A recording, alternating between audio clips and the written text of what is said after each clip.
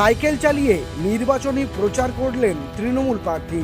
সোমবার আরামবাগ পৌরসভার 1 নম্বর ওয়ার্ডের বৃন্দাবনপুর এলাকায় অভিনব কায়দায় সাইকেল চালিয়ে প্রচার করতে দেখা যায় আরামবাগ বিধানসভা কেন্দ্রের তৃণমূল কংগ্রেস প্রার্থী মিতা বাগকে।